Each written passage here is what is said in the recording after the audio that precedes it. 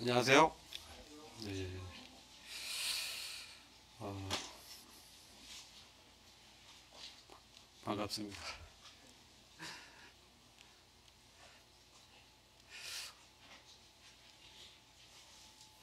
오늘은 빌라델피아 교회에 관한 말씀을 같이 나눈 시간이죠.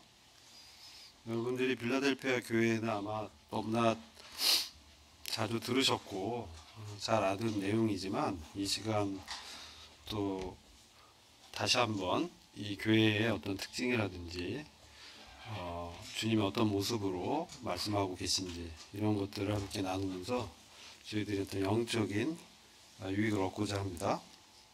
말씀이 짧아서 한번 같이 읽고 교시하면 좋을 것 같아요.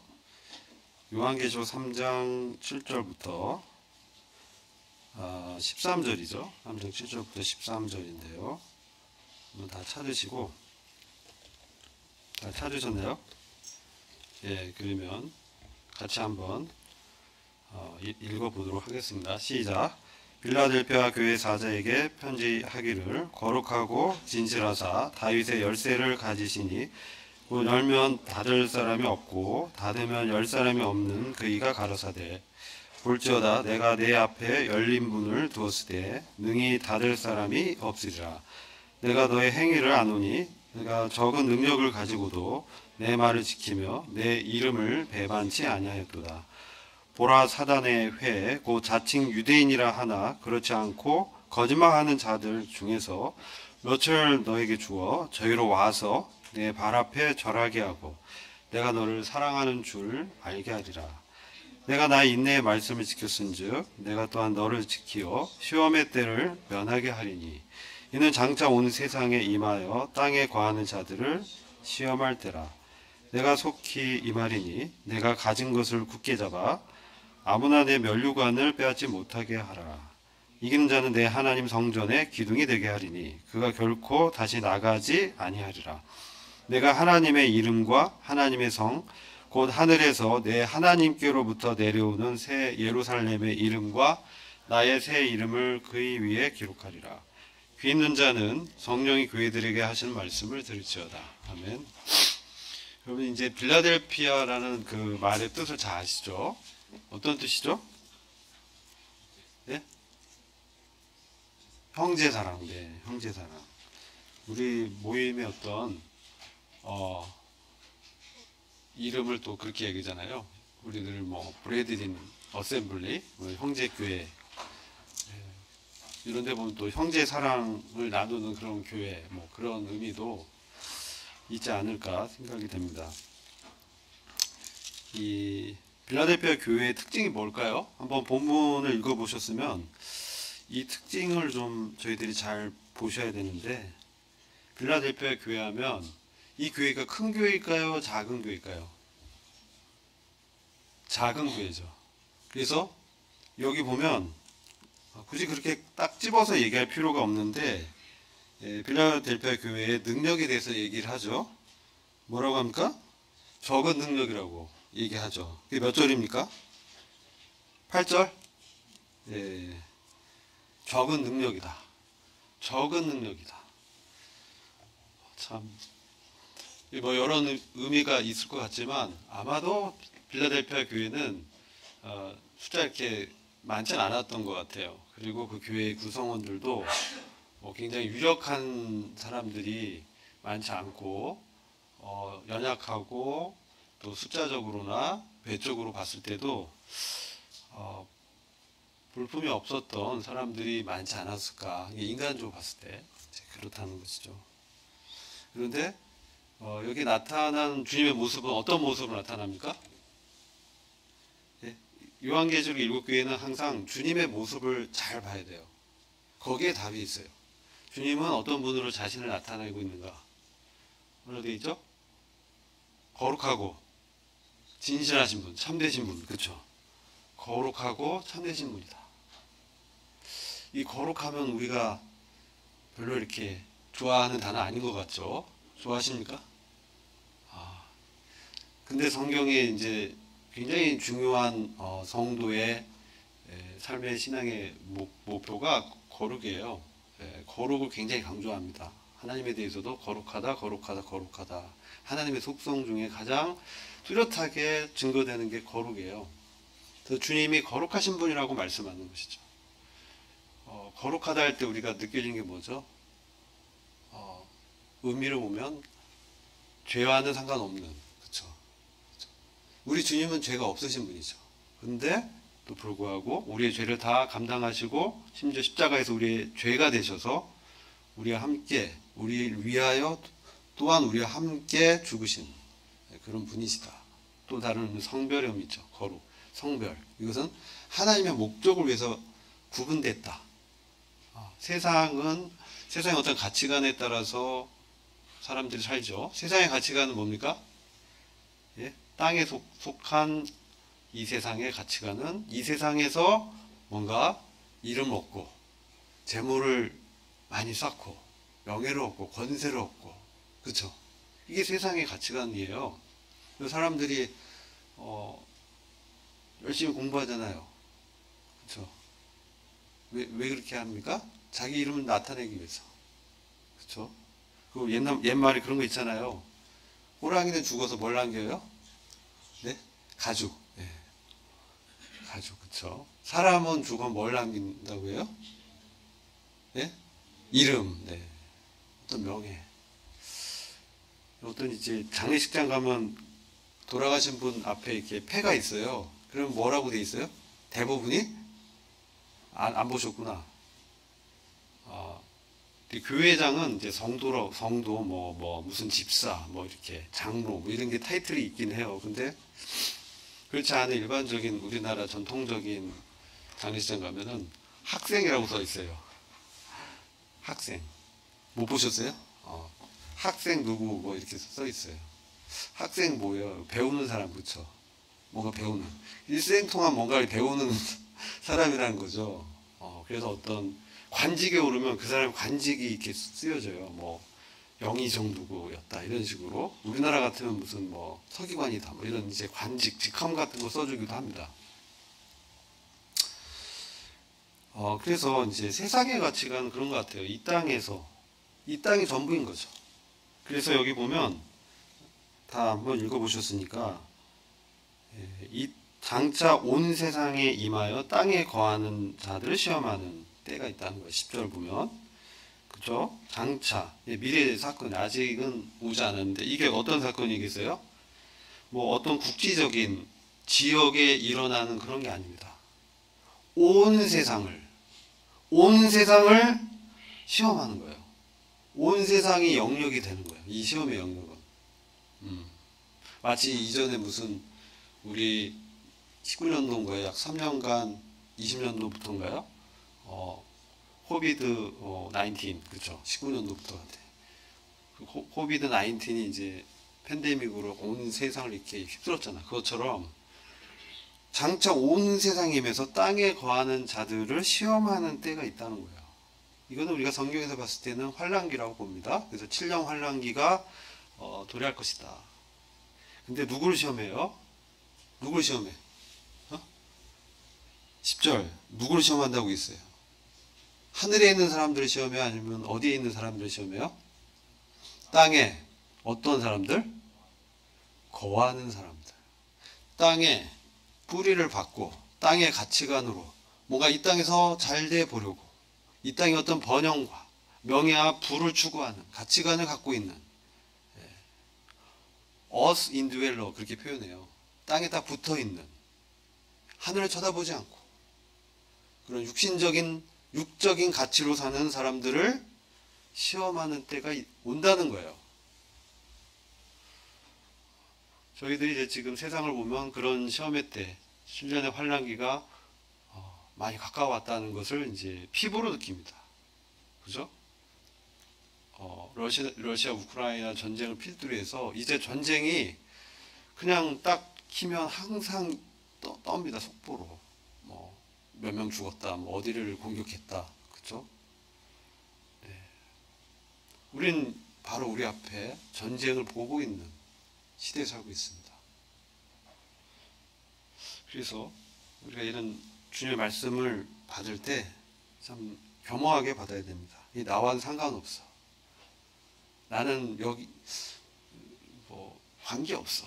만약 그런 생각을 갖고 있다면 그런 착각에서 깨어야 나야 할 때인 거예요.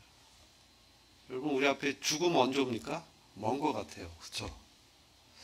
나 아직 20대인데, 나 아직 결혼도 아직 안 했는데, 그렇죠? 주님 오시면 어떻게 해요? 하늘에서 주님과 결혼하는 거예요. 이게 진정한 우리의 소망입니다. 주님과 연합한, 그것이 실제가 되는.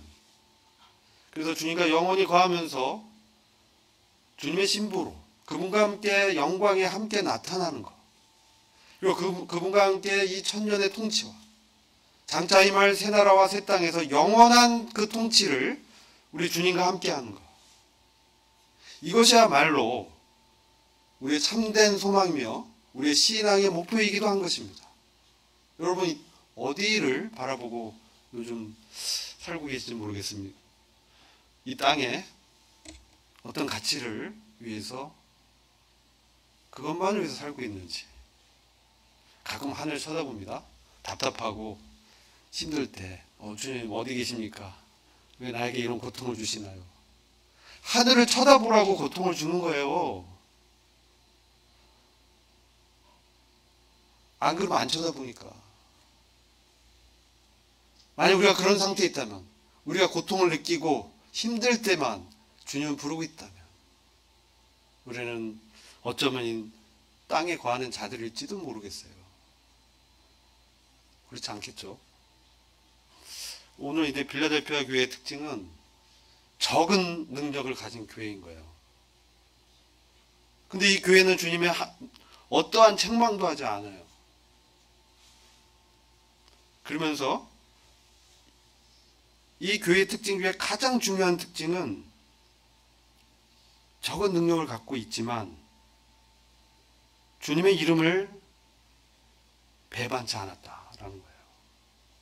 그리고 내 말을 지켰다는 거예요. 내가 적은 능력을 가지고도 내 말을 지켰다. 그리고 내 이름을 부인하지 않았다. 이게 이 교회의 위대한 거예요. 오늘 어떤 외적인 능력과 표적이라든지 기적을 쫓는 사람들이 있습니다.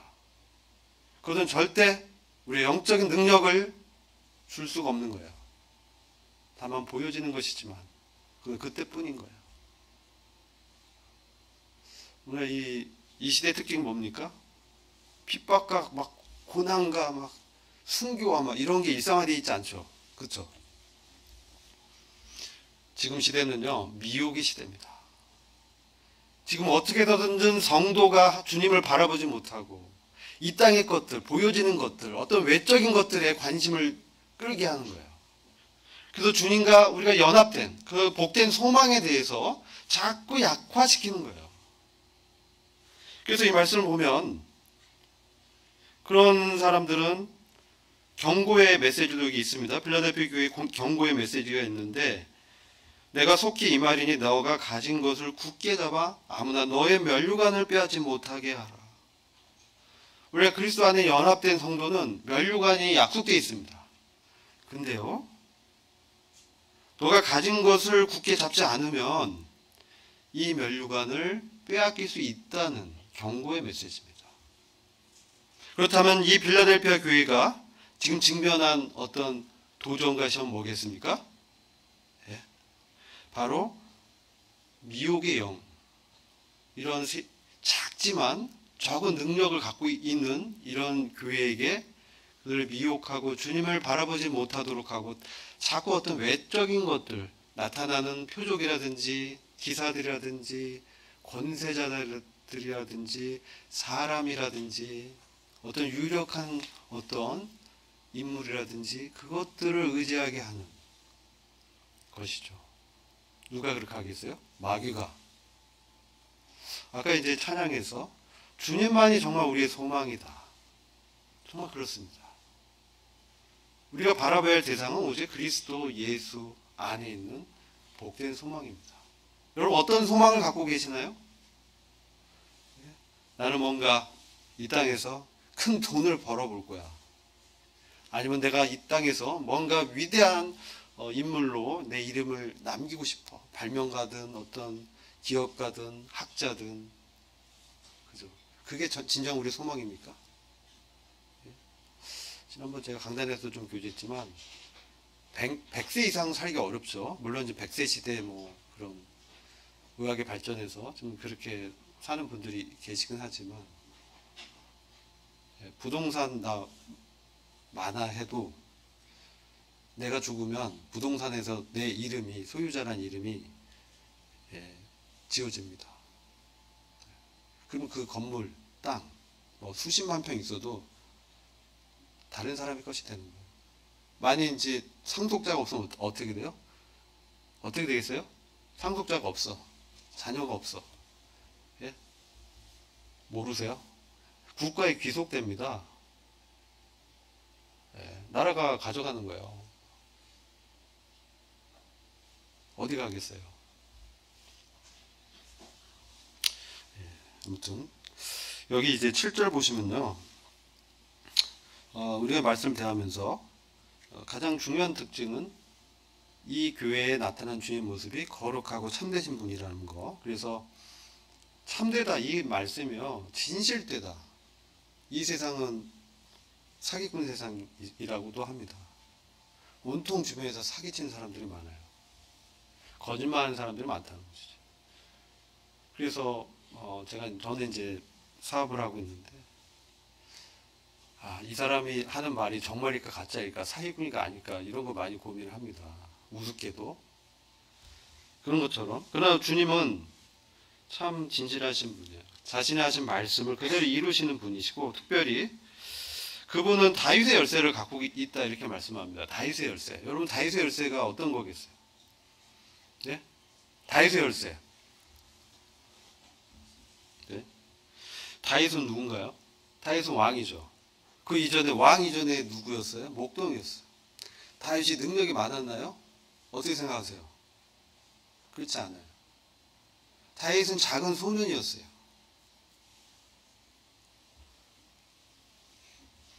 근데 우리 주님이 그 다윗의 후손으로, 예, 그 혈통으로는 다윗의 후손 오셨죠.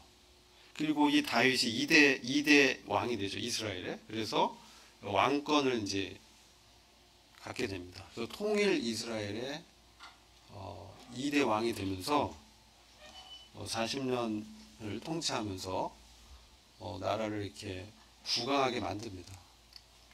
그런데 그 열쇠를 갖고 계시다. 이게 무슨 얘기냐는 거죠. 열쇠. 뭔가 이제 키를 갖고 있다. 뭔가 어떤 답답하고 막혀있는 이런 문제들을 한 번에 해결해 주는 뭔가 핵심적인 그러한 것을 갖고 계신 분이다. 이런 뜻이죠. 다윗의 열쇠를 갖고 계시다. 그래서 그분이 열면 닫을 사람이 없고, 닫아버리면 열 사람이 없다는 거예요.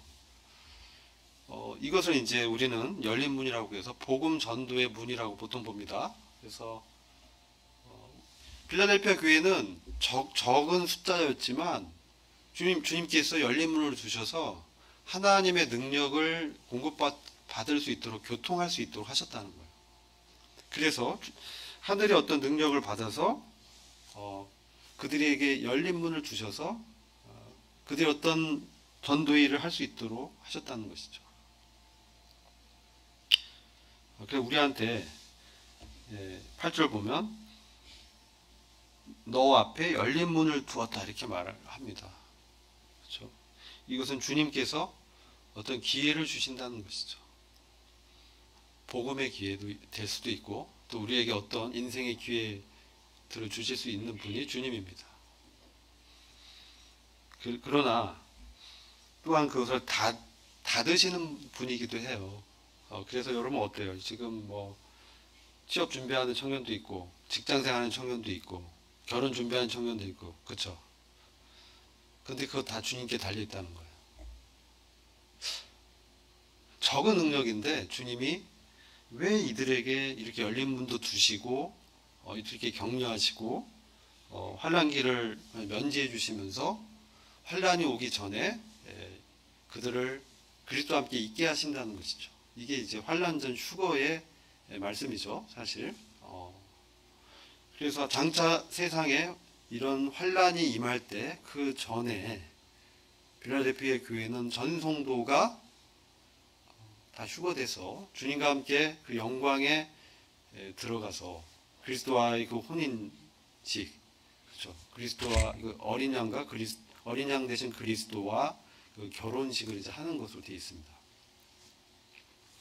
근데 여기 보시면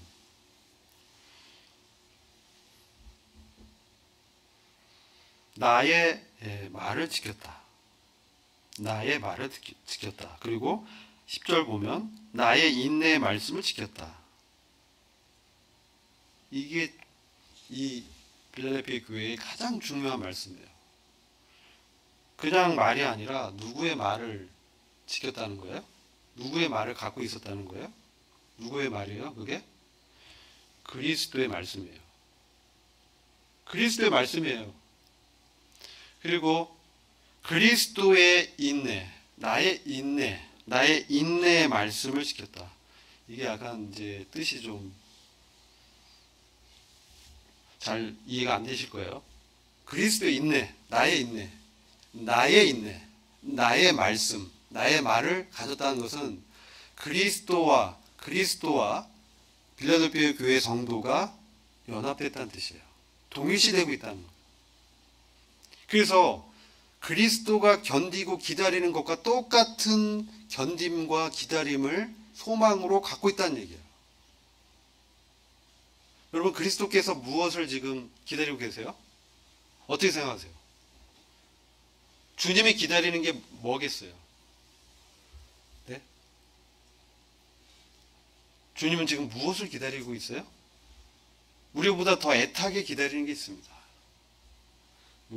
여기 11절 보면 뭐라고 되어 있어요? 내가 속히 이 말이니. 주님은 지금 속히 오고 싶어 하시는 거예요. 여러분, 주님이 속히 오시면 어떤 일이 있겠어요? 이 땅에 어떤 일이 있어요? 환란기가 있는 거예요. 그럼 주님은 우리를 환란 가운데 그냥 두시는 분이에요? 아니면 여기처럼 시험의 때를 면하게 하시는 분이에요? 후자죠. 시험의 때를 면하게 하고 우리를 환란 전에 주님을 만나고 공중에서 주님을 영접할 수 있도록 하시는 것이죠. 그래서 자신과 연합하는 것을 완전히 완성하는, 우리가 지금은 그리스도 안에 있다는 그것이 믿음으로 우리가 그것을 이제 우리한테 적용하죠. 근데 주님이 오시면 실제로 그리스도와 함께 있게 되는 거예요. 그래서 이게 매우 중요해요. 그래서 그것을 주님은 기다리고 인내하고 견디고 있어요. 그래서 이런 말씀을 여러분들한테 드리고 싶은 거예요. 주님은 나의 인내의 말씀을 지금 필라델피아 교회 성도들이 나의 인내의 말씀을 지켰다고 하는 것처럼 주님과 같은 공통적인 기대와 소망을 갖고 있는데 오늘날 이 시대에 정말 필요한 거예요. 오늘날 이 시대는 디모데후서 3장 말씀처럼 말세에 고통하는 때예요. 그리고 고린도후서 11장 3절 보면 뱀이 그 관계로 하와를 미혹해 한 것 같이 너희 마음이 그리스도를 향하는 진실함과 깨끗함에서 떠나 부패할까 두려워하노라. 이런 시기예요. 하와가 미혹된 것처럼 벌써 적그리스도의 영의 역사가 있기 때문에 우리 마음이 그리스도를 향하는 진실함에서, 순수함과 깨끗함에서 떠나고 또 세속화되고 그래서 부패한다고 되어 있죠. 그래서 결국 어떻게 돼요? 주님의 어떤 뜻과 상관없이 이 땅에 거하는 자들처럼 이 땅에 목적을 두고 땅의 모든 것을 마치 갖고 있는 사람처럼 모든 시간과 모든 어떤 재물을 땅의 것에 투자하는 그런 것으로 미혹하는 때라는 거예요. 지금 핍박과 고난과 어려움이 우리한테 없지만 이제 영적인 것들로 보이지 않는 생각과 사상과 문화와 이 세상의 공중 잡은 권세 잡은 마귀 사탄이 성도들을 어떻게 해서든 미혹해서 이 상을 잃게 하고 복음 전도를 못하게 하는 그런 시험을 우리에게 하고 있는 바로 이런 때라는 거예요. 그래서 성도들을 잠자게 하는 거예요. 졸게 하는 거예요. 모임이 있는데도 안 가게 하는 거예요.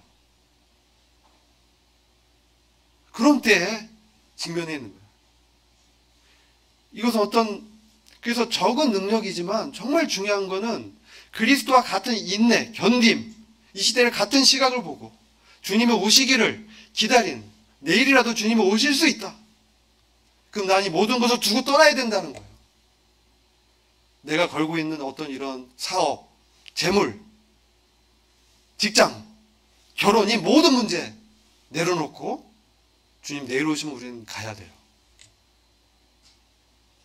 우리 마음이 어디 있는 거예요? 빌라델피아 교회는 그 마음이 주님과 같은 마음으로 그 인내, 주님이 다시 오시겠다는 그 약속을 정말 우리보다 더 간절하게 기다리고 있다는 것입니다. 주님이 그것을 견디고 기다리고 있다는 거예요. 단 한 명의 영혼이라도 더 주님께로 돌아오게 하고 회개케 하고 우리가 더욱더 주님을 닮아가도록 하기 위해서. 그리고 결국은 그분과 완전히 하나의 연합된 신부로, 정결한 신부로 하늘에서 주님을 영접하는 것을 고대하고 있다는 것이죠. 그리고 주와 같이 되게 하겠다는 거예요. 주와 같이 되게 하겠다. 주님의 그 영광을 보면 볼수록 영광에서 영광으로 주님과 같이 변화될 것을 주님은 그분의 기다림 속에서 그 때를 기다리면서 주님의 원수의 대적들이 히브리서 말씀 보면 그분의 발등상이 될 때까지 주님은 그 보좌에서 그것을 기다리고 있다. 여러분, 저와 여러분이 이것을 동일한 주님의 인내의 그 가치와 말씀을 동일하게 갖고 있지 않다면 어떻게 돼요? 주님의 그 말씀을 내가 지키지 않는다면 주님이 속히 임할 때 여기 보면 너희가 가진 것을 굳게 붙잡으라. 그렇죠? 여기 말씀을 보면 여러분 말씀을 제발 분명하게 읽고 공부하세요. 오늘날 이 미혹의 영과 대적하는 것은 어떤 보이는 표정이나 우리의 감정이나 느낌이 절대 아닙니다. 그리스도의 인내의 말씀입니다. 그분의 약속의 말씀입니다. 나의 말을 지킨다. 마음에 품고 그것만이 유혹과 시험을 이길 수 있는 우리의 내적인 영적인 능력입니다. 우리는 그런 시험의 시기에 있는 거예요. 그래서 가능한 말씀을 매일 읽고 가능한 외우고 가능한 내 것으로 내 삶에 적용하는 그런 삶을 살아야 돼요. 그렇지 않으면 우리 떠난 대로 갈 수 있어요. 그리고 그 면류관을 빼앗길 수 있습니다. 경고하는 겁니다, 지금 주님이. 왜? 그것은 영원한 가치가 있는 것입니다. 주님이 왜 지금 우편 보좌에서 은혜의 보좌에서 대제사장의 일을 하실까요? 예? 그래서 때를 따라 돕는 그 은혜를 구하는 자들에게 역사하셔서 이 땅에서 그 인내의 말씀을 지키면서 주님을 기다리면서 주님 맡기신 일들을 감당할 수 있도록 역사하는 것이죠. 우리 정신 차려야 됩니다. 우리의 구원이 보장됐다고 우리 믿고 맞습니다. 그러나 어떤 구원을 우리가 종말에 맞이하게 될지는 우리가 지금 이 인내의 말씀을, 주님의 말씀을 내 마음에 품고 주님의 뜻과 같은 마음을 갖는 그리스도 안에 연합된 이 믿음으로 실제로 살지 않는다면 우리에게 약속된 상을 잃고 후회하는 그런 주님 오실 때 후회하게 될 거라는 거죠. 그랬을 걸 하면서 이거 매우 심각한 말씀을 하는 거예요, 사실은. 그래서 여러분들이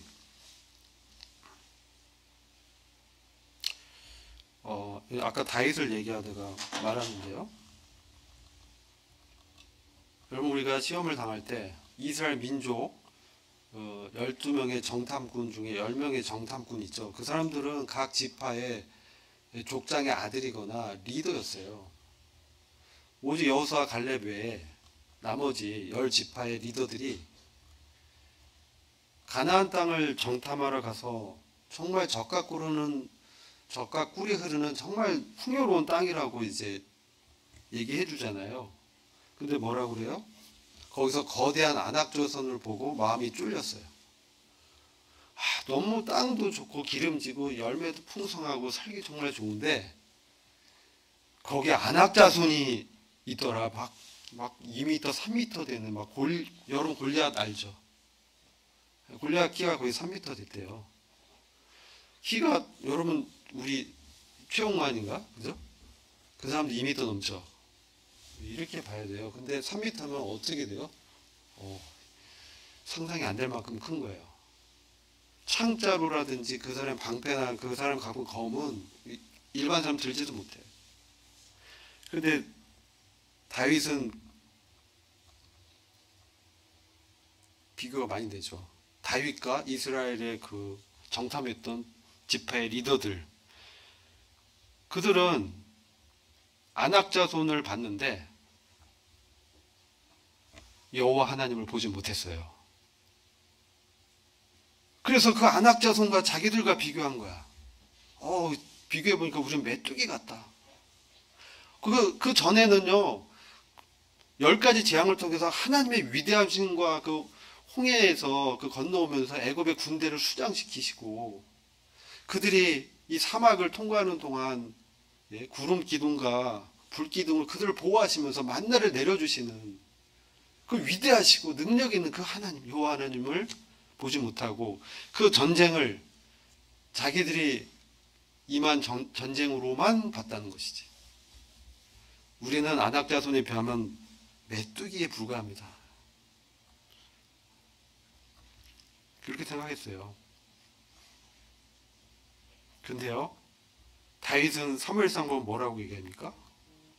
그는 골리앗을 봤을 때 골리앗을 봤습니까? 아니면 여호와 하나님을 봤습니까? 그가 뭐라고 하냐면 그 사무엘상 말씀을 보면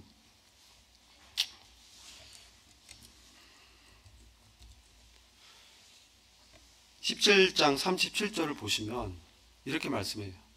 다윗이 여호와께서 나를 사자의 발톱과 곰의 발톱에서 건져내셨은즉 나를 이 블레셋 사람의 손에서도 건져내시리다. 블레셋 사람의 한 사람이 그 거인 골리앗 큰 장사 이게 아니에요. 그냥 그 사람 블레셋 사람인데 하나님께서 여호와께서 주어가 여호와 하나님이에요. 안악자손이 아니에요.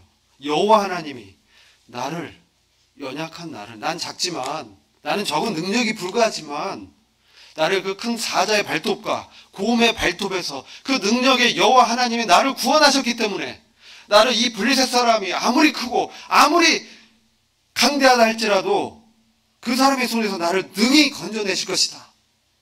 너는 칼과 창과 그런 것으로 나에게 오지만 나는 내가 신뢰하는 그 여호와를 의지해서 나간다면서 뛰쳐나가잖아요. 그 적은 소년이.